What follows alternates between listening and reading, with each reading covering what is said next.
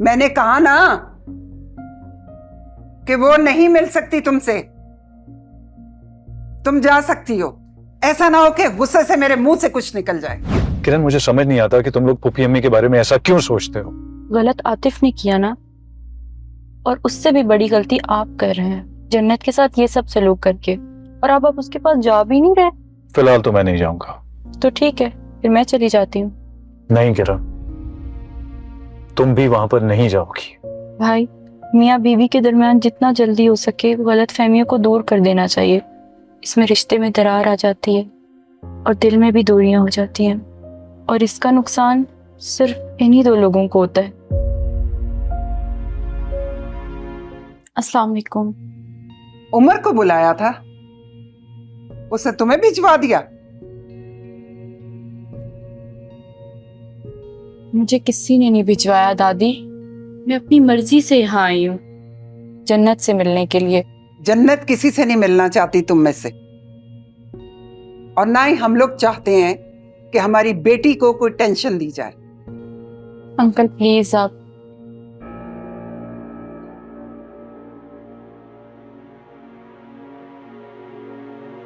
जाओ तुम भी। सुना नहीं? तुम भी जाओ। जन्नत के साथ जो कुछ भी हुआ मुझे बुरा लगा उसका, लेकिन मैं माफी मांगना चाहती हूँ उससे। आप प्लीज मुझे एक बार जन्नत से मिलने दें।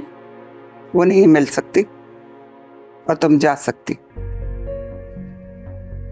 दादी, आपका गुस्सा बिल्कुल जायज है, लेकिन मैंने कहा ना कि वो नहीं मिल सकती तुमसे। तुम जा सकती हो। ऐसा ना हो कि गुस्से से मेरे मुंह से कुछ निकल जाए। जाओ यहां से।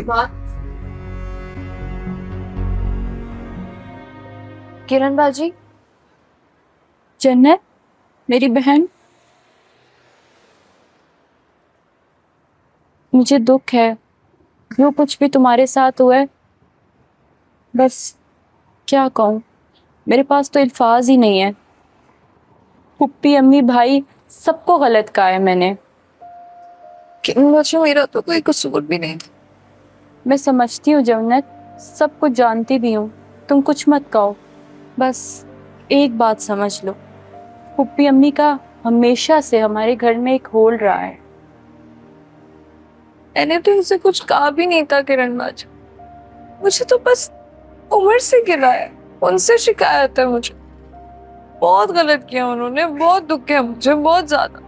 गलत कर रहे हैं भाई, मुझे पता है, लेकिन जन्नत फितरतन गलत इंसान नहीं है वो। और तुम देखना, वो खुद आएंगे तुमसे माफी मांगने, और उनको अपनी गलती का एहसास होगा। बस मेरी बहन, मैं तुम्हें लेने आई हूँ, तुम चलो घर। नहीं किरण बाजी, मैं नहीं जा सकती। जन्नत, वहाँ ना सबकी आंखों में मेरे लिए बहुत नफरत है। जन्नत वो तुम्हारा घर है, तुम्हें हक से रहना है वहां पे। कोई तुम्हें कुछ नहीं कह सकता। मैं तुम्हारे साथ हूँ, तुम बस तैयार हो जाओ, चलो मेरे साथ। अच्छा ठीक है, तुम यहीं रहो, खुद को संभालो, अपना बहुत ख्याल रखो। लेकिन एक बात याद रखो, मैं तुम्हारे साथ खड़ी हूँ।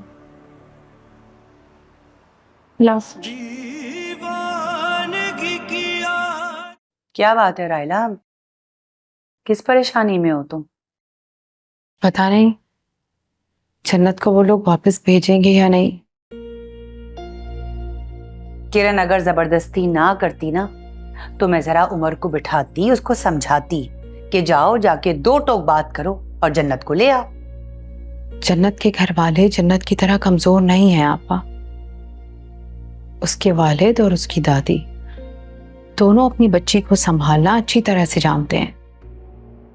हर माँ बाप अपनी औलाद को संभालना जानते हैं, कोई नई बात नहीं है रायला। वैसे दोनों हैं बहुत तेज। दादी को तो मैंने पहले ही भांप लिया था, लेकिन जो उनका बेटा है ना, वो भी बिल्कुल अपनी माँ पे गया है। एक फंसा तो सिर्फ हमारा उमर फंस गया। अस्सलाम वालेकुम। वालेकुम सलाम। भाई जब जन्नत की दादी और उसके वालिद वहां मौजूद नहीं थे घर पे, तो तुम जन्नत को ले आते। वो लोग यहाँ पर आए थे? जी, वो आए भी थे, उन्होंने बदतमीजी की और बहुत बातें भी सुना के गए हैं।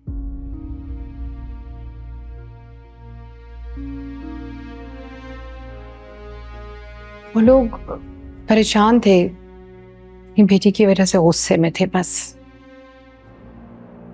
छोड़ो सारी बातें, मुझे तुम ये बताओ कि वहां क्या हुआ। मैं घर के अंदर नहीं गया। बहुत अच्छा किया तुमने।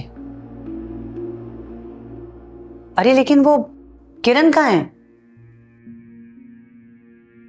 वो मेरे मना करने के बावजूद जन्नत से मिलने चली गई। बहुत गलत किया है उसने। इतना जज्बाती नहीं होना चाहिए वैसे बच्चियों को। भाई क्या जरूरत है उनको सर पे बिठाने की? देखा नहीं तुमने कितने नखरे हैं उनके? इश्क बेपरवाह, पीर और मंगल, रात 8 बजे, सिर्फ ग्रीन एंटरटेनमेंट पर।